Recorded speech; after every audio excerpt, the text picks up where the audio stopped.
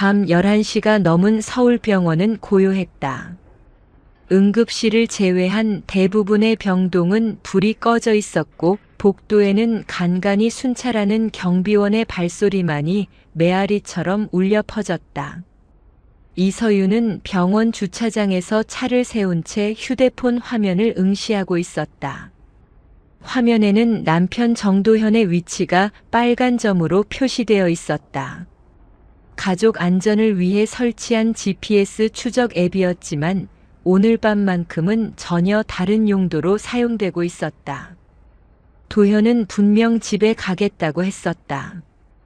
응급수술이 길어져서 늦는다고 먼저 자고 있으라고 문자를 보냈었다. 하지만 그의 위치는 여전히 병원 내부, 그것도 수술실 근처를 가리키고 있었다. 서윤은 깊은 한숨을 내쉬었다. 사실 남편의 거짓말을 의심한 지는 이미 몇 주가 되었다. 최근 들어 도현의 행동이 미묘하게 달라졌었다. 잦은 야근, 주말 응급 호출, 그리고 무엇보다 집에서 보이는 어색한 표정들. 그는 여전히 다정한 남편이었지만 어딘가 거리감이 느껴졌다. 결정적이었던 것은 어제 발견한 영수증이었다. 도현의 정장 주머니에서 나온 고급 레스토랑의 영수증에는 2인분 식사 내역이 적혀 있었다. 그 시간에 서윤은 친정 어머니 간병으로 집에 없었고 도현은 병원에 있다고 했었다. 모든 것이 의심스러웠지만 확신할 수는 없었다. 서윤은 차에서 내려 병원 후문으로 향했다. 원장의 딸이라는 신분 덕분에 그녀는 병원의 모든 출입문 비밀번호를 알고 있었다. 엘리베이터를 타고 5층 수술실 층으로 올라가면서 그녀의 심장은 빠르게 뛰기 시작했다. 5층에 도착하자 복도는 어둠에 잠겨 있었다. 수술실 근처에만 희미한 불빛이 새어나오고 있었다. 서윤은 조심스럽게 발걸음을 옮겼다. 구두 소리가 나지 않도록 신발을 벗어들고 양말만 신은 채 복도를 걸었다. 수술실 앞까지 와서도 특별한 소음은 들리지 않았다. 혹시 정말 응급수술이 진행 중인 것일까? 서윤은 잠시 자신을 의심했다. 남편을 믿지 못하고 이런 행동을 하는 자신이 초라하게 느껴졌다. 하지만 그 순간 수술실 옆 준비실에서 희미한 불빛이 새어나오는 것을 발견했다. 그리고 그곳에서 들려오는 소리는 의료기구를 정리하는 소리가 아니었다. 낮은 웃음소리와 속삭임이 들려왔다. 서윤은 숨을 죽이고 준비실 문 쪽으로 다가갔다. 문에는 작은 유리창이 있어서 안쪽을 엿볼 수 있었다. 그녀가 조심스럽게 고개를 들어 안을 들여다본 순간 세상이 멈춰버린 것 같았다. 하얀 가운을 입은 도현이 누군가와 포옹하고 있었다. 그 상대는 병원 간호사 한지민이었다. 지민은 도현의 품에 안겨 고개를 뒤로 젖히고 있었고 도현은 그녀의 목덜미에 입을 맞추고 있었다. 두 사람의 모습은 연인 그 자체였다. 서윤의 손에서 들고 있던 구두가 바닥에 떨어질 뻔했지만 그녀는 간신히 붙잡았다. 심장이 너무 빠르게 뛰어 숨이 막힐 것 같았다. 하지만 그녀는 그 자리를 떠나지 못했다. 마치 최면에 걸린 것처럼 계속해서 그 장면을 지켜보고 있었다. 도현이 지민의 얼굴을 양손으로 감싸며 깊은 키스를 나누는 모습이 유리창 너머로 선명하게 보였다. 지민은 도현의 가운 단추를 풀기 시작했고 도현 역시 그녀의 간호사복 위로 손을 올렸다. 모든 것이 자연스럽고 익숙해 보였다. 이것이 처음이 아니라는 것을 직감적으로 알 수 있었다. 갑자기 지민이 도현을 밀어내며 말했다. 여기서는 위험해요. 누군가 볼 수도 있잖아요. 도현이 지민의 허리를 끌어안으며 대답했다. 괜찮아. 이 시간에 누가 오겠어? 게다가 보안 카메라도 없는 곳이야. 그래도 무서워요. 서윤 언니한테 들키면 어떡해요? 지민의 말에 서윤은 온몸이 얼어붙었다. 그들이 자신을 의식하고 있었다는 것이었다. 그리고 지민이 자신을 언니라고 부르는 것에서 소름이 돋았다. 평소 병원에서 만날 때마다 예의 바르게 인사하던 그 간호사가 뒤에서는 자신의 남편과 이런 짓을 하고 있었던 것이다. 걱정 마. 서윤이는 의심도 안 해. 너무 순진해. 도현의 말에 서윤의 가슴에는 분노가 치밀어 올랐다. 자신이 순진해서 눈치채지 못한다고 자신을 바보로 생각하고 있었던 것이다. 그래도 조심해요. 원장님 딸인데 만만하게 볼 사람이 아니에요. 그건 맞지. 하지만 우리만 조심하면 돼. 두 사람은 다시 키스를 나누기 시작했다. 하지만 이번에는 더욱 격렬했다. 도현이 지민을 준비대 위에 앉히고 지민은 다리로 도현의 허리를 감쌌다. 그들의 행동은 점점 더 노골적이 되어갔다. 서윤은 더 이상 볼 수 없었다. 그녀는 조용히 그 자리를 떠났다. 하지만 뛰어서 나가지는 않았다. 천천히 그러나 확실하게 걸음을 옮겼다. 마치 아무것도 보지 못한 것처럼 행동하면서 말이다. 엘리베이터를 타고 1층으로 내려오는 동안 서윤의 머릿속은 복잡했다. 분노, 배신감, 굴욕감이 한꺼번에 밀려왔다. 하지만 그 모든 감정들 사이에서 한 가지가 가장 강하게 자리 잡고 있었다. 바로 복수심이었다. 차에 올라탄 서윤은 룸미러를 통해 자신의 얼굴을 바라봤다. 눈물은 없었다. 대신 차가운 결심이 그녀의 눈빛을 채우고 있었다. 5년간의 결혼 생활, 남편의 성공을 위해 바친 모든 것들, 그리고 병원 원장 딸로서 지켜온 체면까지. 모든 것이 한순간에 무너져 내렸다. 서윤은 휴대폰을 꺼내 도현에게 문자를 보냈다. 수술 잘 되고 있어요? 사랑해요. 거짓말로 도배된 답장이 곧 왔다. 응, 곧 끝날 것 같아. 먼저 자고 있어. 사랑해. 서윤은 휴대폰 화면을 보며 차가운 미소를 지었다. 그리고 조용히 속삭였다. 좋아, 병원도 내 인생도 내가 무너뜨려 줄게. 시동을 걸고 집으로 향하는 길, 서윤의 마음속에는 이미 복수 계획이 서서히 형성되기 시작하고 있었다. 그날 밤 서윤은 잠들지 못했다. 침대에 누워 천장을 바라보며 수술실에서 본 장면을 계속 되새겼다. 도현과 지민이 키스하는 모습, 그들의 자연스러운 몸짓, 그리고 무엇보다 지민이 자신을 언니라고 부르며 걱정하는 목소리까지. 모든 것이 생생하게 기억났다. 새벽 3시가 넘어서야 도현이 집에 들어왔다. 그는 조심스럽게 침실 문을 열고 들어와 서윤이 잠든 것을 확인한 후 욕실로 향했다. 샤워하는 소리가 들려왔지만 서윤은 눈을 감은 채 가만히 누워 있었다. 지금 당장 따져 묻고 싶은 충동을 간신히 억누르고 있었다. 도현이 침대에 들어오자 은은한 비누 냄새가 났다. 평소와 다른 점이 있다면 샤워 시간이 유독 길었다는 것이었다. 아마 다른 여자의 흔적을 지우느라 그랬을 것이다. 서윤은 그런 생각을 하며 주먹을 꽉 쥐었다. 아침이 되자 서윤은 평소와 똑같이 아침 식사를 준비했다. 도현이 좋아하는 된장찌개와 계란말이, 그리고 갓 구운 식빵까지. 겉으로는 아무 일도 없었던 것처럼 행동했지만 그녀의 내면은 폭풍이 몰아치고 있었다. 어젯밤 수술 힘들었어? 서윤이 커피를 내리며 자연스럽게 물었다. 도현은 신문을 보며 대답했다. 응, 좀 복잡한 케이스였어. 거의 4시간 걸렸네. 거짓말이었다. 서유는 그가 수술실에 있던 시간을 정확히 알고 있었다.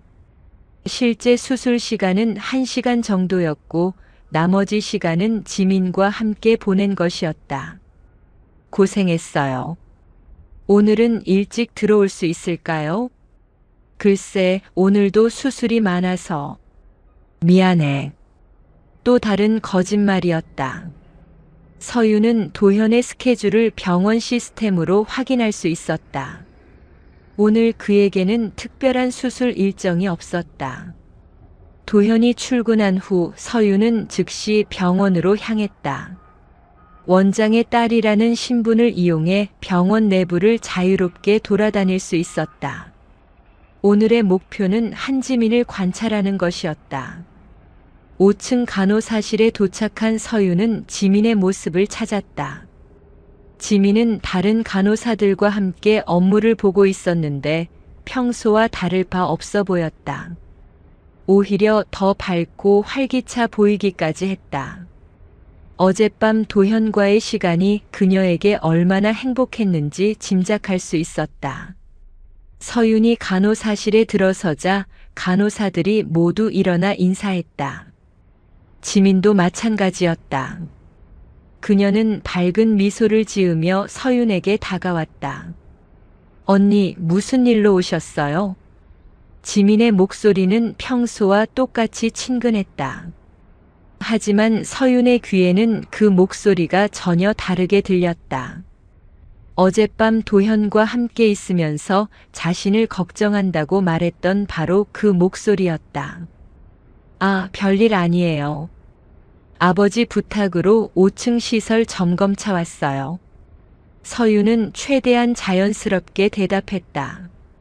그리고 지민의 표정을 유심히 관찰했다. 혹시 어색함이나 당황스러움이 드러나는지 확인하고 싶었다. 그러시군요. 뭔가 도움이 필요하시면 언제든 말씀하세요. 지민의 반응은 너무나 자연스러웠다. 마치 정말로 아무것도 모르는 순진한 간호사 같았다. 하지만 서유는 속지 않았다. 어젯밤 그 준비실에서 본 지민의 모습을 기억하고 있었다. 지민 씨, 요즘 야근이 많나요? 얼굴이 좀 피곤해 보이네요. 서윤이 일부러 떠보는 듯한 질문을 던졌다.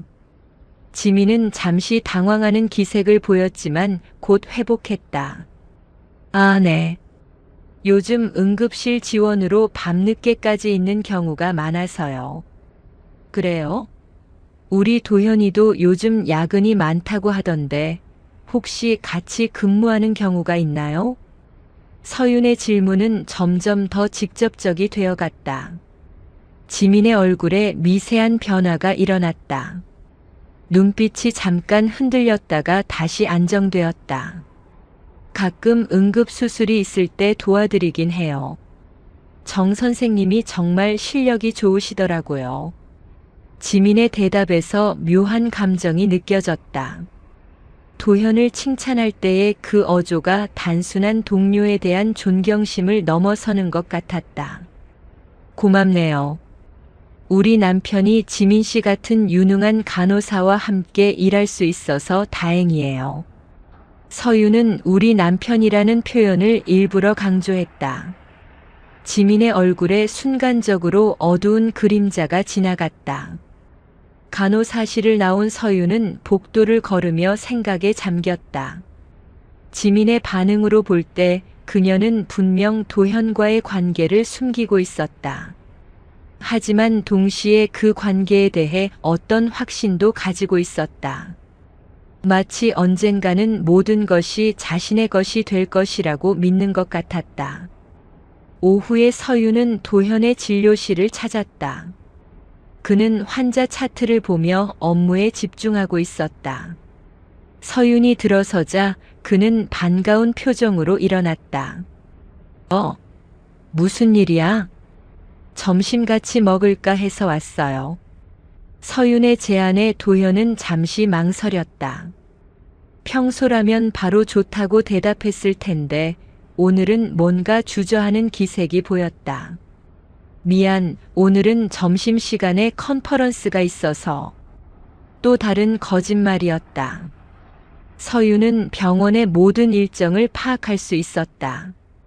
오늘 오후에 컨퍼런스는 없었다. 그래요? 그럼 저녁에 집에서 기다릴게요. 응, 고마워.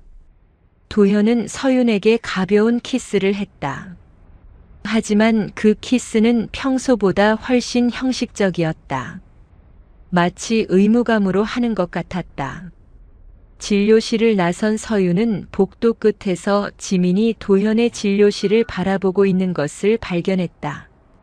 지민은 서윤이 나오는 것을 보자 황급히 다른 곳으로 시선을 돌렸지만 이미 늦었다. 서윤은 그 모든 것을 목격했다. 그 순간 서윤은 확신했다. 지민이 도현의 스케줄을 파악하고 있다는 것을, 그리고 자신이 언제 도현을 만나러 오는지까지 알고 있다는 것을 말이다. 집으로 돌아오는 길에 서윤은 한 가지 실험을 해보기로 했다. 그녀는 도현에게 문자를 보냈다. 오늘 저녁 외식할까요? 맛있는 곳 예약해 둘게요. 답장은 30분 후에 왔다. 미안해, 오늘 응급수술이 잡혔어. 내일로 미룰 수 있을까? 서윤은 즉시 병원 시스템에 접속해 도현의 스케줄을 확인했다. 응급수술은 없었다. 하지만 흥미로운 것은 지민의 근무 일정이었다. 그녀는 오늘 밤 야간 근무였다. 모든 것이 연결되었다. 도현은 지민의 야간 근무에 맞춰 거짓말을 하고 있었던 것이다. 아마 오늘 밤에도 둘은 만날 예정일 것이었다. 서윤은 휴대폰을 내려놓고 거실 창가에 서서 멀리 보이는 병원 건물을 바라봤다. 저 하얀 건물 안에서 자신의 남편과 그 간호사가 사랑을 나누고 있을 생각을 하니 분노가 치밀어 올랐다. 하지만 서윤은 감정을 억눌렀다. 지금 필요한 것은 분노가 아니라 냉정한 계획이었다. 그녀는 이미 머릿속으로 복수의 첫 단계를 그려보고 있었다. 단순히 불륜을 폭로하는 것으로는 부족했다. 도현과 지민, 그 두 사람이 완전히 무너질 때까지 치밀하게 계획을 세워야 했다. 그날 밤 서윤은 컴퓨터 앞에 앉아 인터넷 검색을 시작했다. 불륜 증거 수집 방법, 병원 내부 감시 시스템, 그리고 의료진 징계 절차까지 모든 것을 꼼꼼히 조사했다. 새벽 2시가 되어서야 도현이 집에 들어왔다. 그는 평소보다 더 조심스럽게 움직였고 샤워 시간도 더 길었다. 서윤은 모든 것을 지켜보며 차가운 미소를 지었다. 이제 게임이 시작되는 것이었다. 일주일이 지났다. 서윤은 매일 병원을 찾아 도현과 지민의 행동 패턴을 관찰했다. 그들은 병원 내에서는 철저히 선후배 관계를 유지했지만 서윤의 예리한 눈에는 미묘한 신호들이 포착되었다. 복도에서 스쳐 지날 때의 눈맞춤, 업무 지시를 할 때의 부드러운 어조, 그리고 무엇보다 지민이 도현을 바라보는 시선에서 느껴지는 애틋함까지. 오늘도 서윤은 원장실에서 아버지와 병원 운영에 관한 회의를 마친 후 5층 간호사 휴게실로 향했다. 평소 같으면 들르지 않을 곳이었지만 최근에는 직원들과의 소통이라는 명목으로 자주 방문하고 있었다. 물론 진짜 목적은 따로 있었다. 휴게실에 들어서자 몇 명의 간호사들이 늦은 점심을 먹고 있었다. 지민의 모습은 보이지 않았다. 서윤은 자연스럽게 간호사들과 인사를 나누며 지민의 행방을 물어봤다. 지민 씨는 어디 있나요? 아, 지민이는 정 선생님 수술 준비하러 갔어요. 한 선배 간호사가 대답했다. 서윤은 고개를 끄덕이며 휴게실을 나섰다. 하지만 수술실로 가지는 않았다. 대신 간호사들의 개인 사물함이 있는 탈의실로 향했다. 탈의실은 조용했다. 이 시간에는 대부분의 간호사들이 업무 중이어서 거의 사용하지 않는 시간대였다. 서윤은 지민의 사물함을 찾았다. 각 사물함에는 이름표가 붙어 있어 쉽게 식별할 수 있었다. 문제는 자물쇠였다. 4자리 숫자 조합으로 되어 있는 다이얼 자물쇠였는데 서윤은 잠시 망설였다. 이것은 명백한 사생활 침해였다. 하지만 진실을 알고 싶은 욕구가 죄책감을 압도했다. 서윤은 지민의 생년월일을 시도해봤다. 병원 직원 정보에서 확인한 날짜였다. 하지만 열리지 않았다. 다음으로 입사일을 시도해봤다. 역시 소용없었다. 그러다 문득 떠오른 숫자가 있었다. 도현의 생년월일이었다. 서윤의 손이 떨렸다. 설마 지민이 도현의 생년월일을 자물쇠 비밀번호로 사용할까? 하지만 시도해볼 가치는 있었다. 서윤은 천천히 숫자를 맞춰 돌렸다. 딸깍 소리와 함께 자물쇠가 열렸다. 순간 서윤은 숨이 막혔다. 정말로 도현의 생년월일이었다. 이것만으로도 이미 두 사람의 관계가 얼마나 깊은지 알 수 있었다. 사물함 문을 열자 간호사복과 개인 물품들이 정리되어 있었다. 서윤은 조심스럽게 안을 뒤졌다. 화장품, 간식, 책 몇 권. 특별한 것은 없어 보였다. 하지만 사물함 맨 위쪽 구석진 곳에서 작은 상자를 발견했다. 상자를 열어보는 순간 서윤의 세상이 다시 한번 무너져 내렸다. 상자 안에는 도현이 차고 있던 시계가 들어있었다. 서윤이 결혼 1주년 기념으로 선물한 바로 그 시계였다. 시계 밑에는 작은 쪽지가 있었다. 지민아, 우리의 첫 기념일을 축하해. 사랑해. 도현. 쪽지의 날짜를 보니 한 달 전이었다. 그들이 사귄 지 벌써 그렇게 오래되었다는 뜻이었다. 서윤은 손이 떨려서 쪽지를 제대로 잡을 수 없었다. 자신이 선물한 시계를 다른 여자에게 기념품으로 준 남편의 배신감이 온몸을 휩쌌다. 상자 안에는 다른 것들도 있었다. 도현과 함께 찍은 사진들, 그가 지민에게 쓴 편지들, 그리고 고급 레스토랑의 영수증들까지. 모든 것이 그들의 지속적이고 진지한 관계를 증명하고 있었다. 특히 충격적인 것은 사진들이었다. 병원 옥상에서 찍은 사진, 어떤 호텔 방에서 찍은 사진, 그리고 심지어 서윤과 도현이 함께 살고 있는 집 근처 카페에서 찍은 사진까지. 도현은 지민을 자신들의 일상 깊숙한 곳까지 데려가고 있었다. 편지들은 더욱 잔혹했다. 도현이 지민에게 보낸 사랑 고백들, 미래에 대한 약속들, 그리고 무엇보다 서윤에 대한 언급들이 서윤의 마음을 찢어놓았다. 서윤이는 좋은 사람이지만 너를 만나고 나니 진짜 사랑이 뭔지 알 것 같아. 조금만 더 기다려줘. 시간이 지나면 모든 게 정리될 거야.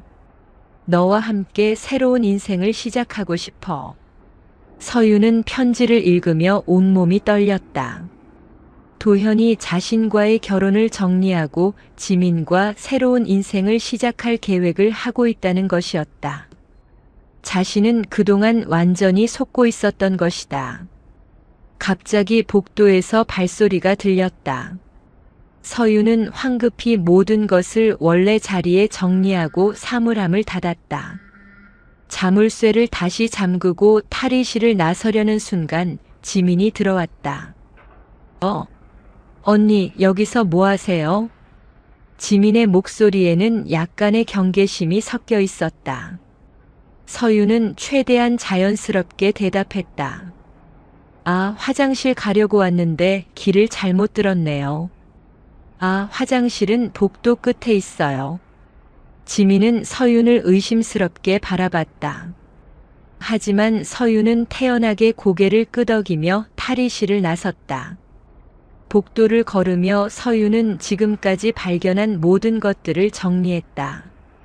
도현의 시계, 사진들, 편지들. 모든 것이 완벽한 증거였다. 하지만 동시에 그 증거들은 서윤의 마음을 산산조각 내고 있었다. 특히 도현이 지민에게 쓴 편지에서 자신을 정리해야 할 문제 정도로 표현한 것이 가장 큰 충격이었다. 5년간의 결혼 생활이 그에게는 그 정도의 의미밖에 없었던 것이다. 서윤은 병원 로비의 카페에 앉아 커피를 주문했다. 하지만 커피는 마시지 못했다. 속이 너무 메스꺼워서 아무것도 넘어가지 않았다. 그녀는 창밖을 바라보며 깊은 생각에 잠겼다. 이제 의심의 여지가 없었다. 도현과 지민은 진짜 사랑하는 사이였고 심지어 미래까지 계획하고 있었다. 자신은 그들에게 방해물일 뿐이었다. 분노가 치밀어 올랐다. 하지만 이번에는 단순한 분노가 아니었다. 차가운 복수심이 그녀의 마음을 지배하기 시작했다. 도현이 자신을 정리해야 할 문제로 본다면 자신도 그들을 해결해야 할 문제로 보겠다고 결심했다. 서윤은 휴대폰을 꺼내 사진을 찍어둔 편지들을 다시 한번 확인했다. 탈의실에서 재빨리 촬영한 것들이었다. 화질은 완벽하지 않지만 내용은 충분히 알아볼 수 있었다. 이것들은 모두 법정에서도 통할 만한 증거들이었다. 하지만 서윤의 목표는 단순한 이혼이 아니었다. 도현과 지민이 완전히 무너질 때까지 그들이 받을 수 있는 모든 사회적, 경제적 타격을 가하고 싶었다. 특히 병원이라는 폐쇄적인 사회에서 그들의 불륜이 어떤 파장을 일으킬지 이미 계산하고 있었다. 그날 저녁 도현이 집에 돌아왔을 때 서윤은 평소와 똑같이 저녁을 준비하고 있었다. 도현은 서윤의 뒤에서 가볍게 포옹하며 말했다. 무슨 좋은 일 있어? 기분이 좋아 보이네. 서윤은 미소를 지으며 대답했다. 그냥 당신이 집에 와서 좋아요. 하지만 그 미소 뒤에는 차가운 계산이 숨어 있었다. 이제 모든 증거가 준비되었다. 다음 단계로 넘어갈 시간이었다. 이틀 후 서윤은 강남의 한 대형 로펌 앞에 서 있었다. 손에는 지난 일주일간 수집한 모든 증거가 담긴 파일이 들려 있었다. 오늘은 대학 동창이자 현재 이혼 전문 변호사로 활동 중인 최강석과의 약속이 있는 날이었다. 강석과 서윤은 대학 시절 같은 법학과였다. 강석은 당시 학생회장을 지낼 정도로 리더십이 뛰어났고 서윤과는 스터디 그룹에서 함께 공부한 사이였다. 졸업 후에는 가끔 동창회에서만 만나는 정도였지만 서윤이 도현과 결혼할 때 축하해주러 온 것이 마지막이었다. 로펌 24층에 위치한 강석의 사무실은 넓고 세련되었다. 전면 유리창으로 한강이 내려다 보이는 전망이 인상적이었다. 강석은 서윤을 보자 반갑게 맞이했지만 곧 그녀의 어두운 표정을 눈치챘다. 오랜만이야, 서윤아. 그런데 전화 목소리가 심각하던데 무슨 일이야? 서윤은 잠시 망설였다. 어디서부터 시작해야 할지 막막했다. 하지만 이미 여기까지 온 이상 돌아갈 수는 없었다. 강석아, 나 이혼하려고 해.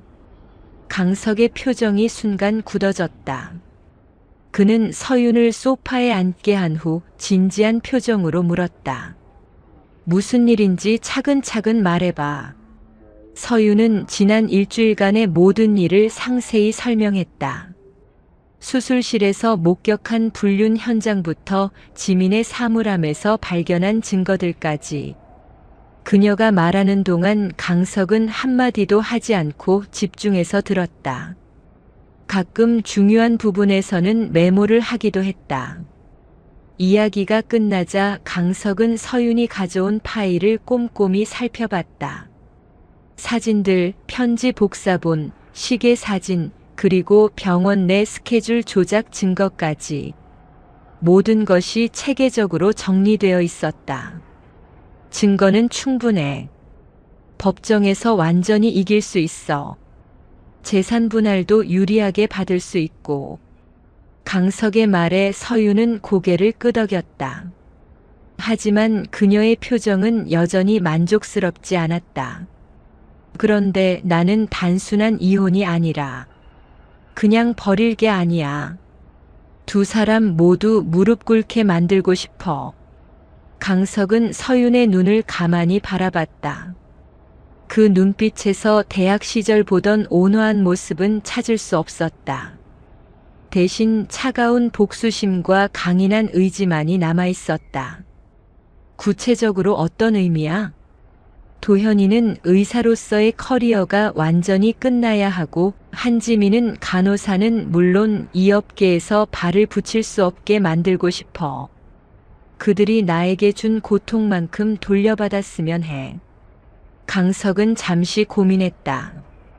변호사로서 그는 법적 절차를 통한 정당한 해결을 추천해야 했다. 하지만 동시에 서윤의 심정을 이해할 수 있었다. 원장 딸이라는 신분으로 병원 내에서 받을 시선과 굴욕감을 생각하면 단순한 이혼으로는 부족할 수도 있었다. 알겠어. 도와줄게. 강석의 대답에 서윤은 처음으로 진심 어린 미소를 지었다. 하지만 조건이 있어. 모든 것을 합법적으로 그리고 확실한 증거를 바탕으로 해야 해. 감정에 휩쓸려서 우리가 불리해지면 안 돼. 서윤은 당연하다는 듯 고개를 끄덕였다. 그녀 역시 치밀하고 확실한 복수를 원했다. 강석은 컴퓨터를 켜고 서윤과 함께 구체적인 전략을 세우기 시작했다. 먼저 의료진의 불륜에 대한 병원 내 징계 규정을 검토했다. 특히 상급자와 하급자 간의 부적절한 관계는 즉시 해고 사유가 되었다. 도현 선생은 부장급이고 한지민 간호사는 일반 직원이니까 위계에 의한 성희롱으로도 문제 삼을 수 있어. 강석의 분석에 서윤의 눈이 번뜩였다. 그리고 병원 시설을 사적인 용도로 사용한 것도 징계 사유가 돼. 수술실 준비실에서의 행위는 명백한 시설 오남용이야. 다음으로는 도현의 의료진으로서의 윤리 문제를 검토했다. 개인적인 감정이 업무에 영향을 미쳤을 가능성, 그리고 병원 내 인사에 개입했을 가능성 등을 조사하기로 했다. 한지민 간호사가 최근에 승진이나 특별 대우를 받은 적이 있는지 확인해봐. 만약 있다면 도현 선생의 개입 여부를 조사할 수 있어. 서윤은 그 부분을 확인할 수 있었다. 병원 인사 기록에 접근할 수 있는 권한이 있었기 때문이었다. 가장 효과적인 방법은 병원 이사회에서의 공개적인 폭로였다. 서윤의 아버지인 이태성 원장이 무엇보다 병원의 명예를 중시하는 인물이라는 점을 활용하는 것이었다. 내 아버지 성격을 생각하면 이런 스캔들이 병원에 미칠 영향을 가장 우려하실 거야. 그걸 역이용할 수 있어. 강석의 제안에 서윤은 복잡한 표정을 지었다. 아버지를 이용한다는 것이 마음에 걸렸지만 다른 방법으로는 완전한 승리를 장담할 수 없었다. 병원 창립 기념일 파티가 다음 주에 있어. 그때 모든 임직원과 외부 인사들이 모이거든. 완벽한 타이밍이네. 그때 모든 걸 공개하는 거야. 두 사람은 3시간 동안 세밀한 계획을 세웠다. 언제, 어떤 방식으로, 어떤 순서로 증거를 공개할지까지 모든 것이 정해졌다. 강석의 법적 전문성과 서윤의 병원 내부 정보가 결합되어 완벽한 복수 시나리오가 완성되었다. 그런데 서윤아, 한 가지 확인하고 싶은 게 있어. 강석이 진지한 표정으로 말했다. 정말 확신해? 이 길로 가면 돌이킬 수 없어.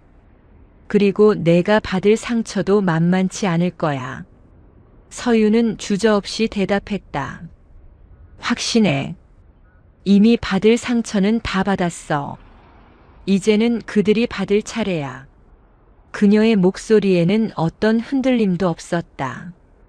강석은 그런 서윤을 보며 복잡한 감정을 느꼈다. 대학 시절 보던 순수하고 따뜻한 여성은 사라지고 차갑고 결단력 있는 여성이 그 자리에 있었다. 알겠어. 그럼 내일부터 본격적으로 준비하자. 창립 기념일까지 일주일밖에 없으니까 서둘러야 해. 로펌을 나서며 서윤은 처음으로 희망을 느꼈다. 이제 그녀에게는 전문적인 조력자가 있었다. 강석이라는 유능한 변호사가 함께하는 이상 복수는 반드시 성공할 것이었다. 택시에서 강석에게 문자를 보냈다. 정말 고마워. 오랜만에 마음이 편해졌어. 답장은 금세 왔다. 천만에. 옛 친구 돕는 건 당연하지. 힘내.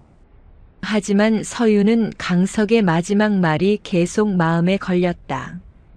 정말 돌이킬 수 없는 길인지 자신이 가려는 복수가 과연 옳은 것인지에 대한 의문이 스쳤다.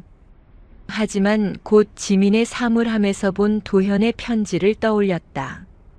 서윤이는 좋은 사람이지만 이라는 문장이 다시 한번 그녀의 마음을 얼어붙게 만들었다. 그날 밤 서윤은 강석과 함께 세운 계획을 다시 한번 점검했다. D-Day까지 정확히 일주일이 남아 있었다.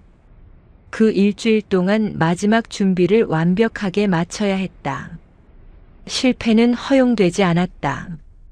창밖으로 보이는 병원 건물의 불빛을 바라보며 서윤은 차가운 미소를 지었다. 곧 저 하얀 건물에서 모든 것이 끝날 것이었다. 강석과의 만남 이후 사흘이 지났다. 서윤은 매일 병원에서 추가 증거를 수집하고 있었다. 오늘은 특별히 의무기록실에서 시간을 보내고 있었다. 원장의 딸이라는 신분 덕분에 그녀는 대부분의 병원 기록에 접근할 수 있었다. 서윤이 찾고 있는 것은 도현의 최근 수술 기록이었다. 강석이 조언한 대로 개인적인 문제가 업무에 영향을 미쳤을 가능성을 확인하고 싶었다. 특히 지민과의 관계가 시작된 시점 이후의 수술 성과를 분석해 보려 했다.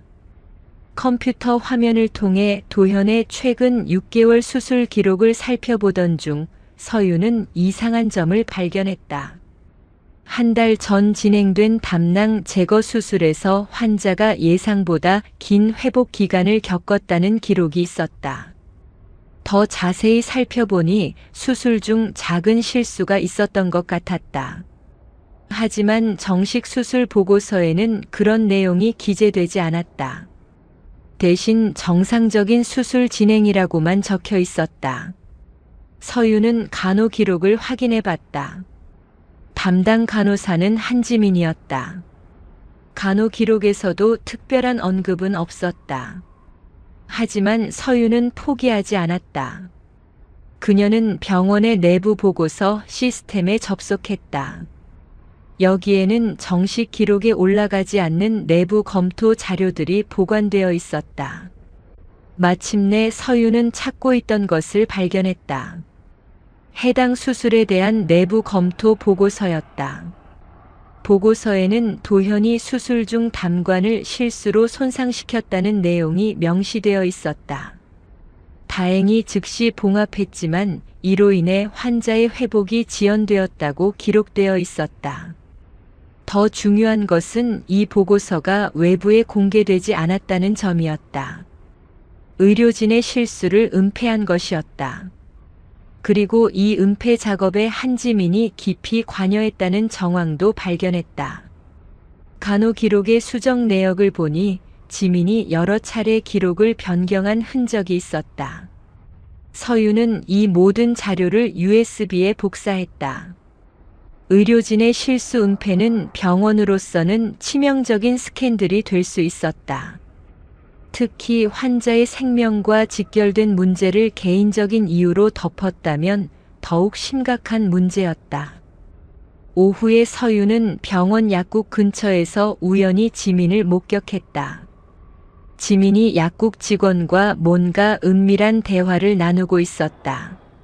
서윤은 멀리서 그 모습을 관찰했다. 지민은 약국 직원에게 작은 봉투를 건네주고 그 대신 다른 봉투를 받아왔다. 호기심이 생긴 서윤은 지민이 떠난 후 약국으로 향했다. 약국 직원은 서윤을 보자 살짝 당황하는 기색을 보였다. 안녕하세요, 원장님 따님이시죠? 무엇을 도와드릴까요? 아, 별일 아니에요. 그런데 방금 한지민 간호사가 뭔가 가져갔던 것 같은데 업무 관련인가요? 약국 직원은 잠시 망설이더니 조심스럽게 대답했다. 그게 개인적인 의약품이었어요. 직원 할인으로. 서윤은 더 이상 묻지 않았다. 하지만 직원의 어색한 반응으로 보아 뭔가 정상적이지 않은 거래가 있었음을 직감할 수 있었다. 저녁에 서윤은 병원 보안실을 찾았다. 보안팀장과는 오래전부터 안면이 있어서 자연스럽게 대화를 나눌 수 있었다.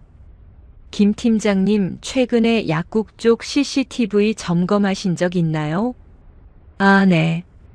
지난주에 정기 점검했는데요. 무슨 문제라도 있었나요?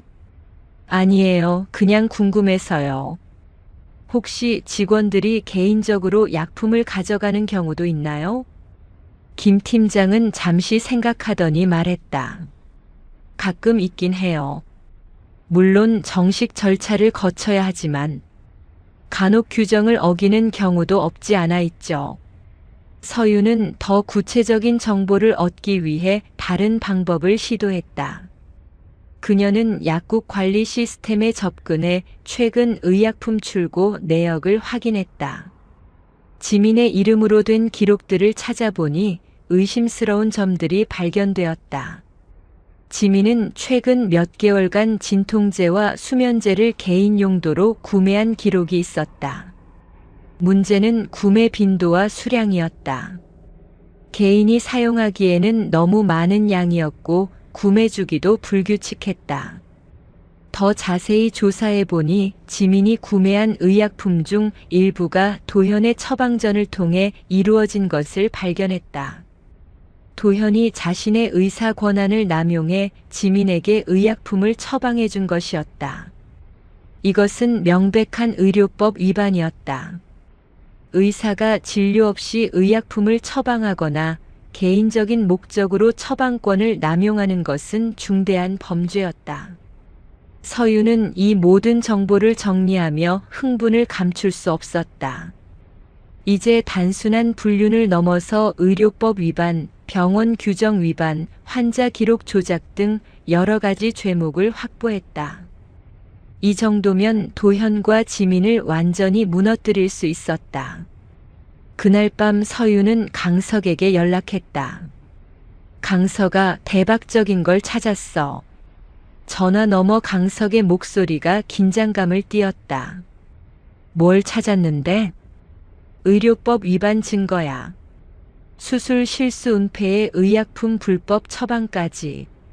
정말? 그거면 형사 고발도 가능해. 단순한 징계를 넘어서는 문제야. 서윤은 오늘 수집한 모든 자료를 강석에게 전송했다. 수술 실수 은폐 보고서, 의약품 구매 내역, 처방전 위조 증거까지. 모든 것이 완벽한 법적 증거였다. 강석으로부터 답장이 왔다. 완벽해. 이제 정말 그들을 완전히 무너뜨릴 수 있어. 창립 기념일에 이 모든 걸 공개하면 병원 전체가 발칵 뒤집힐 거야. 서유는 만족스러운 미소를 지었다. 이제 복수를 위한 모든 준비가 완료되었다. 도현과 지민은 자신들이 저지른 일의 대가를 치르게 될 것이었다. 창밖으로 보이는 병원 건물을 바라보며 서유는 내일이 벌써 기다려졌다. 창립 기념일까지 이제 사흘밖에 남지 않았다. 그 사흘 후면 모든 것이 끝날 것이었다. 하지만 서유는 아직 만족하지 않았다. 마지막 퍼즐 조각 하나가 더 필요했다. 도현과 지민의 현재 진행형 불륜 증거를 현장에서 포착하는 것이었다. 그래야 그들이 변명할 여지를 완전히 차단할 수 있었다. 서유는 내일부터 그들의 동선을 더욱 면밀히 추적하기로 결심했다. 이번 주말에 그들이 만날 것이 거의 확실했다. 그때가 바로 마지막 증거를 확보할 기회였다. 모든 것이 계획대로 진행되고 있었다. 이제 정말로 끝이 보였다. 창립 기념일 파티 당일이 밝았다. 서유는 평소보다 일찍 일어나 정성스럽게 준비했다. 검은색 이브닝 드레스를 입고 진주 목걸이를 걸친 그녀의 모습은 완벽한 병원 원장 딸이었다. 하지만 그 우아한 외모 뒤에는 차가운 복수심이 숨어 있었다. 병원 로비는 이미 파티 준비로 분주했다. 대형 스크린이 설치되고 테이블과 의자들이 배치되었다. 오늘 밤 이 자리에서 모든 것이 끝날 것이었다. 서유는 가방 안에 준비해둔 USB를 만지며 마지막 점검을 했다. 그 작은 장치 안에는 도현과 지민을 완전히 무너뜨릴 모든 증거가 들어있었다. 오후 6시 파티가 시작되었다. 병원의 모든 임직원과 외부 인사들이 참석한 가운데 이태성 원장이 환영사를 했다. 서유는 아버지의 모습을 바라보며 복잡한 감정을 느꼈다. 곧 아버지도 큰 충격을 받게 될 것이었다. 도현과 지민도 파티에 참석해 있었다. 그들은 서로 다른 테이블에 앉아 있었지만 가끔씩 시선을 주고받는 모습이 서윤의 눈에 포착되었다. 지민은 화려한 원피스를 입고 있었고 도현은 새로 맞춘 듯한 정장을 입고 있었다. 두 사람 모두 행복해 보였다. 파티가 한창 진행되고 있을 때 서윤은 조용히 자리에서 일어났다. 미리 강석과 협의한 계획에 따라 그녀는 AV실로 향했다. 병원 직원들은 원장 딸인 서윤이 기념 영상을 준비한다고 생각했다. AV실에서 서윤은 USB를 컴퓨터에 연결했다. 화면에는 그녀가 지난 2주간 준비한 모든 자료가 정리되어 있었다. 수술실에서 찍은 불륜 사진들, 지민의 사물함에서 발견한 편지들, 수술 실수 은폐 자료 그리고 의약품 불법 거래 증거까지. 모든 것이 시간 순서대로 완벽하게 편집되어 있었다. 서윤은 마지막으로 강석에게 문자를 보냈다. 지금 시작해. 곧 강석이 파티장에 나타났다. 그는 서윤의 법적 대리인으로서 오늘의 폭로를 주도할 예정이었다. 강석이 마이크를 잡자 파티장이 조용해졌다. 안녕하세요, 여러분. 오늘 창립 기념일을 맞아 중요한 발표가 있어서 이 자리를 빌렸습니다. 참석자들은 무슨 발표인지 궁금해하며 강석을 바라봤다. 도현과 지민도 마찬가지였다. 그들은 아직 무슨 일이 벌어질지 전혀 모르고 있었다. 먼저 대형 스크린을 봐주시기 바랍니다. 스크린의 첫 번째 이미지가 나타났다. 수술실 준비실에서 도현과 지민이 키스하는 장면이었다. 파티장에서 여기저기서 놀란 탄성이 터져나왔다. 이태성 원장의 얼굴은 순간 굳어졌다. 이 사진은 일주일 전 밤 11시경 5층 수술실 준비실에서 촬영된 것입니다. 정도현 부장과 한지민 간호사가 병원 시설을 사적인 용도로 사용하는 모습입니다. 다음 화면에는 지민의 사물함에서 발견한 편지들이 나타났다. 도현이 지민에게 쓴 사랑 고백과 미래 약속들이 낱낱이 공개되었다. 특히 서윤이는 좋은 사람이지만이라는 문구가 크게 확대되어 나타나자 참석자들의 시선이 서윤에게 집중되었다. 서윤은 담담한 표정으로 그 모든 시선을 받아냈다. 그녀에게는 더 이상 부끄러울 것이 없었다. 부끄러워해야 할 사람들은 따로 있었다. 도현이 자리에서 일어나려 했지만 강석이 계속해서 발표를 이어갔다. 하지만 이것은 단순한 불륜이 아닙니다. 더 심각한 문제가 있습니다. 스크린에는 수술 실수 은폐 보고서가 나타났다. 도현이 환자를 수술하다가 실수를 저질렀고 지민이 그 기록을 조작했다는 내용이 상세히 설명되었다. 환자의 생명과 직결된 의료사고를 개인적인 이유로 은폐한 것입니다. 이는 의료법 위반이자 환자에 대한 배신입니다. 이태성 원장이 분노에 찬 목소리로 외쳤다. 이게 사실인가? 도현은 창백한 얼굴로 아무 말도 하지 못했다. 지민은 이미 눈물을 흘리고 있었다. 마지막으로 공개된 것은 의약품 불법 거래 증거였다.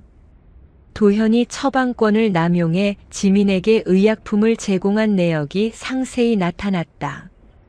이 모든 증거는 이미 검찰에 제출되었으며 수사가 진행 중입니다. 강석의 마지막 발표에 파티장은 완전한 정적에 휩싸였다. 그 정적을 깨트린 것은 이태성 원장의 분노 어린 목소리였다. 정도현, 한지민, 당장 내 앞에 나와. 두 사람은 떨리는 다리로 원장 앞에 섰다. 이태성 원장의 얼굴은 분노로 일그러져 있었다. 이게 당신들이 내 병원에서 벌인 짓인가? 환자의 생명을 가지고 장난친 게 이게 전부인가? 도현이 떨리는 목소리로 변명을 시도했다. 원장님, 이건 오해입니다. 설명할 기회를. 오해라고? 증거가 이렇게 명확한데 무슨 오해야? 이태성 원장은 즉석에서 결정을 내렸다. 정도현 부장, 한지민 간호사, 두 사람 모두 즉시 해고한다. 그리고 이 사건을 의료계 윤리위원회에 신고하여 영구 자격 정지 처분을 요구하겠다. 파티장에 있던 모든 사람들이 숨을 죽이고 이 장면을 지켜봤다. 한때 병원에 총망받는 의사였던 도현과 모범적인 간호사였던 지민이 한순간에 나락으로 떨어지는 순간이었다. 지민이 서윤을 바라보며 애원하듯 말했다. 언니, 제발. 이건 너무해요. 하지만 서윤은 차가운 시선으로 지민을 바라볼 뿐이었다. 너무하다고? 내 남편을 빼앗고 환자를 속이고 병원을 기만한 게 누구인데? 서윤의 목소리는 얼음처럼 차가웠다. 파티장 밖으로는 이미 기자들이 몰려들고 있었다. 누군가 언론에 제보한 것이었다. 병원 최대 규모의 의료진 스캔들이 터진 것이다. 도현과 지민은 기자들의 카메라 플래시를 받으며 병원을 떠나야 했다. 그들의 얼굴은 완전히 절망에 빠져 있었다. 한때 사랑이라고 믿었던 감정도 밝은 미래에 대한 꿈도 모든 것이 한순간에 무너져 내렸다. 서윤은 파티장 한쪽에서 그 모든 광경을 지켜봤다. 마침내 복수가 완성된 순간이었다. 하지만 예상과 달리 그녀의 마음은 홀가분하지 않았다. 대신 깊은 공허함이 그녀를 감쌌다. 강석이 서윤에게 다가와 말했다. 끝났어. 정말 완벽하게 끝났어. 서윤은 고개를 끄덕였다. 정말로 모든 것이 끝났다. 하지만 이제 시작해야 할 것들도 있었다. 창립 기념일 파티가 끝난 지 사흘이 지났다. 병원은 여전히 스캔들의 후폭풍에 휩싸여 있었다. 언론에서는 연일 명문병원 의료진 불륜 스캔들을 다뤘고 의료계 전체가 충격에 빠져 있었다. 서유는 병원 원장실에서 아버지와 마주 앉아 있었다. 이태성 원장의 얼굴은 사흘 전보다 훨씬 늙어 보였다. 평생을 바쳐 일궈온 병원의 명예에 큰 상처가 난 것에 대한 충격이 컸다. 하지만 동시에 딸이 받은 상처에 대한 걱정도 그의 마음을 무겁게 하고 있었다. 서윤아, 정말 괜찮은 거니? 아버지의 걱정 어린 목소리에 서윤은 담담하게 대답했다. 네, 아버지. 이제 모든 게 정리됐으니까요. 하지만 이태성 원장은 딸의 표정에서 뭔가 다른 것을 느꼈다. 예전에 따뜻하고 온화했던 모습은 찾아볼 수 없었다. 대신 차갑고 단단해진 표정만이 남아 있었다. 그 시각 도현은 작은 원룸 오피스텔에 홀로 앉아 있었다. 집은 이미 처분했다. 의료계에서 영구 퇴출당한 그에게는 더 이상 고급 아파트를 유지할 경제적 여력이 없었다. 휴대폰에는 취재 요청 전화가 끊이지 않았지만 그는 더 이상 받지 않았다. 가장 큰 충격은 의과대학 동기들과 선후배들로부터 완전히 외면당한 것이었다. 의료계는 생각보다 좁은 사회였고 한 번 신뢰를 잃으면 다시 회복하기 어려웠다. 특히 환자 기록 조작과 의약품 불법 처방은 의사로서 절대 용서받을 수 없는 범죄였다.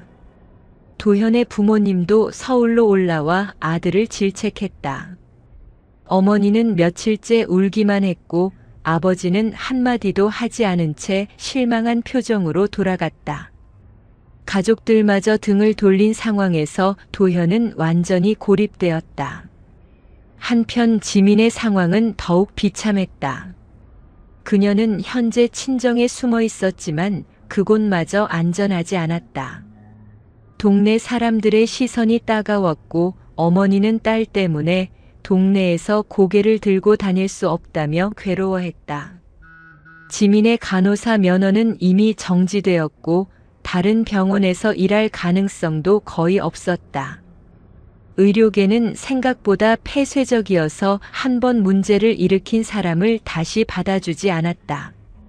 특히 환자 기록 조작에 관여한 간호사를 고용하려는 병원은 전국 어디에도 없을 것이었다. 더 큰 문제는 검찰 수사였다. 의료법 위반으로 기소된 두 사람은 실형 가능성까지 있는 상황이었다. 변호사들은 선처를 바라지만 쉽지 않을 것이라고 조심스럽게 전망했다. 지민은 도현에게 여러 번 연락을 시도했지만 도현은 그녀의 전화를 받지 않았다. 사랑이라고 믿었던 감정도 이런 극한 상황에서는 무력했다. 오히려 서로를 원망하는 마음이 더 컸다. 일주일 후 서유는 도현과 지민을 동시에 만날 기회를 만들었다. 장소는 병원 근처의 한 카페였다. 그녀는 두 사람에게 각각 다른 시간을 알려주고 실제로는 같은 시간에 오도록 했다. 도현이 먼저 도착했다. 그는 며칠 사이에 많이 야윈 모습이었다. 수염도 제대로 깎지 않아 초라해 보였다. 10분 후 지민이 나타났다. 그녀 역시 예전의 밝고 활기찬 모습은 찾아볼 수 없었다. 두 사람은 서로를 보자마자 당황했다. 하지만 서윤이 나타나자 모든 것을 이해했다. 서윤은 두 사람 앞에 앉으며 차가운 미소를 지었다. 오랜만이네요. 도현이 떨리는 목소리로 말했다. 서윤아, 정말 미안해. 내가 잘못했어. 미안하다고? 서윤의 목소리에는 어떤 감정도 담겨 있지 않았다. 당신들이 훔친 건 사랑이 아니라 내 신뢰였어. 5년간의 결혼 생활을 내가 당신을 위해 바친 모든 시간을 짓밟은 거야. 지민이 눈물을 흘리며 애원했다. 언니, 제발 용서해 주세요. 정말 잘못했어요. 용서? 서유는 비웃듯 웃었다. 내가 왜 당신들을 용서해야 하지? 당신들이 환자를 속이고 병원을 기만하고 나를 바보로 만들었는데? 서유는 가방에서 서류 봉투를 꺼내 테이블 위에 놓았다. 이혼 서류야. 이미 법원에 제출했어. 재산 분할도 위자료도 모두 내 승리로 끝났지. 도현의 얼굴이 창백해졌다. 그는 서윤과 화해할 수 있을 거라는 희망을 품고 있었던 것이다. 그리고 이건 민사소송 판결문이야. 서윤이 또 다른 서류를 꺼냈다. 정신적 피해에 대한 배상금으로 도현 씨는 3억, 지민 씨는 2억을 지불해야 해. 물론 당신들에게 그런 돈이 있을 리 없겠지만 두 사람은 아무 말도 하지 못했다. 그들이 받을 수 있는 모든 법적, 사회적 처벌이 이미 확정된 상황이었다. 서유는 자리에서 일어나며 마지막으로 말했다. 이제 대가를 치러. 그녀의 목소리는 얼음처럼 차가웠다. 카페를 나선 서유는 뒤돌아보지 않았다. 뒤에서는 지민의 흐느끼는 소리와 도현의 절망적인 한숨이 들렸지만 그녀에게는 더 이상 중요하지 않았다. 그날 저녁 뉴스에서는 도현과 지민에 대한 검찰의 공식 기소 소식이 보도되었다. 의료법 위반, 업무상 배임, 공문서 위조 등 여러 혐의로 기소된 두 사람은 최대 5년의 실형에 처할 수 있다고 했다. 서유는 TV를 끄고 창가에 섰다. 멀리 보이는 병원 건물의 불빛을 바라보며 그녀는 지난 한 달을 돌이켜봤다. 완벽한 복수였다.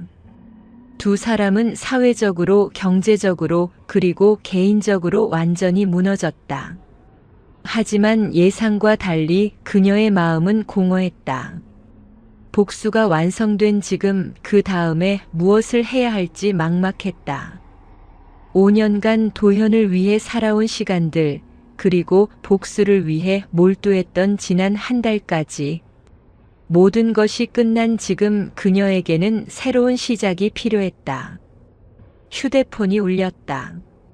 강석으로부터 온 메시지였다. 모든 법적 절차가 끝났어. 정말 수고했어. 서유는 짧게 답장을 보냈다. 고마워. 이제 정말 끝이네. 창밖으로는 새벽이 밝아오고 있었다. 서윤에게는 새로운 하루가, 새로운 인생이 시작되는 순간이었다. 과거의 모든 것을 불태우고 일어선 그녀에게는 이제 두려울 것이 없었다.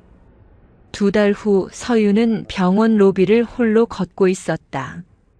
한때 모든 직원들이 원장님 딸이라며 공손하게 인사하던 이곳은 이제 그녀에게 다른 의미였다. 복수가 완성된 후 이곳은 더 이상 그녀의 피난처가 아니었다. 오히려 상처받은 기억들이 서린 공간이 되어버렸다.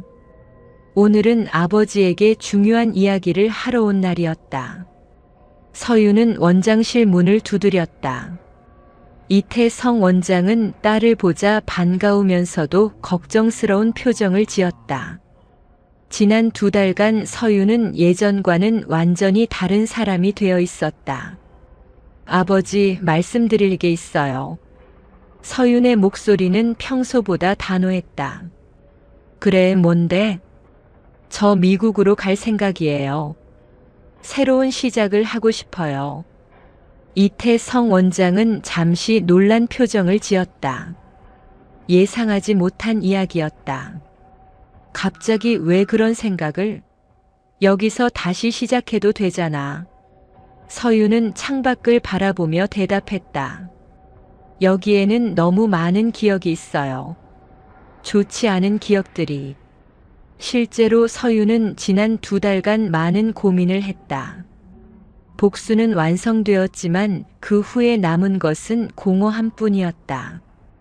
병원에서의 일상, 사람들의 시선, 그리고 무엇보다 도현과 함께했던 모든 장소들이 그녀에게는 고통스러운 기억으로 남아 있었다. 미국의 한 의료재단에서 국제협력 프로그램 매니저 자리를 제안받은 것도 계기가 되었다. 서윤의 경영학 석사 학위와 병원 운영 경험이 인정받은 결과였다. 무엇보다 완전히 새로운 환경에서 새로운 사람들과 일할 수 있다는 점이 매력적이었다. 이태성 원장은 한참 동안 침묵했다. 그는 딸이 겪은 상처가 얼마나 깊은지 알고 있었다. 단순한 불륜이 아니라 신뢰의 완전한 파괴였고 그 트라우마는 쉽게 치유되지 않을 것이었다. 그래, 내가 원한다면 그렇게 해라. 아버지가 응원하마. 서유는 아버지의 이해에 감사했다. 그녀는 이미 항공편까지 예약해둔 상태였다. 일주일 후면 새로운 인생이 시작될 것이었다. 병원을 나선 서유는 근처 카페에서 강석을 만났다. 지난 2달간 그는 서윤의 든든한 조력자였을 뿐만 아니라 진심으로 그녀를 걱정하는 친구이기도 했다. 오늘은 그에게 출국 소식을 알리는 자리였다. 미국으로 간다고? 강석의 목소리에는 놀라움과 아쉬움이 섞여 있었다. 응, 새로운 시작이 필요해. 여기서는 도저히 안 될 것 같아. 강석은 서윤의 결정을 이해했다. 그녀가 겪은 일들을 생각하면 환경을 바꾸는 것이 가장 좋은 치유 방법일 수도 있었다. 언제 떠나는데? 다음 주 월요일이야. 그렇게 빨리? 강석은 아쉬워했지만 동시에 서윤의 빠른 결정력을 이해할 수 있었다. 그녀는 항상 결정하면 빠르게 실행에 옮기는 성격이었다. 두 사람은 한동안 조용히 커피를 마셨다. 지난 2달간 함께 겪은 일들을 떠올리며 각자 복잡한 감정에 빠져 있었다. 강석에게는 서윤이 단순한 의뢰인을 넘어선 특별한 존재가 되어 있었고 서윤 역시 강석에게 깊은 신뢰와 고마움을 느끼고 있었다. 서윤아, 한 가지만 물어봐도 될까? 강석의 진지한 목소리에 서윤은 고개를 끄덕였다. 후회는 안 해? 복수에 대해서 말이야. 서윤은 잠시 생각했다. 도현과 지민은 현재 1심에서 각각 3년과 2년의 실형을 선고받고 항소 중이었다. 사회적으로는 이미 완전히 매장되었고 경제적으로도 파탄이 났다. 완벽한 복수였다. 후회는 안 해. 그들이 받을 만했어. 그럼 지금 기분은 어때? 속이 시원하다기보다는 그냥 끝났다는 느낌이야.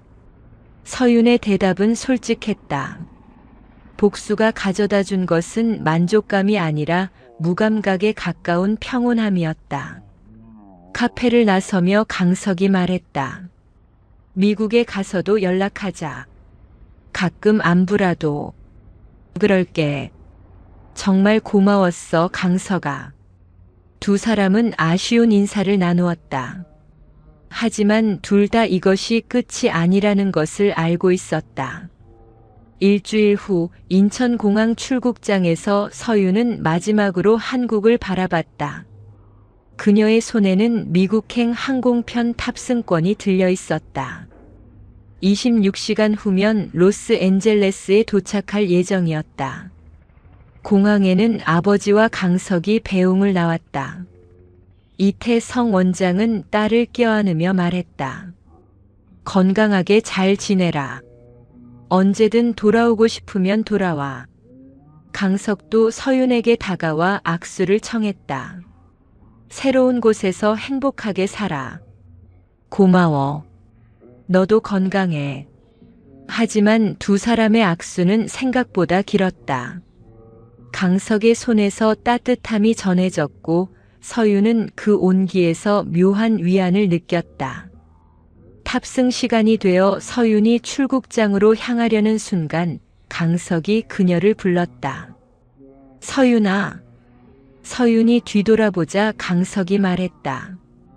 1년 후에 내가 찾아갈게. 기다려. 서윤은 잠시 놀란 표정을 지었다가 미소를 지었다.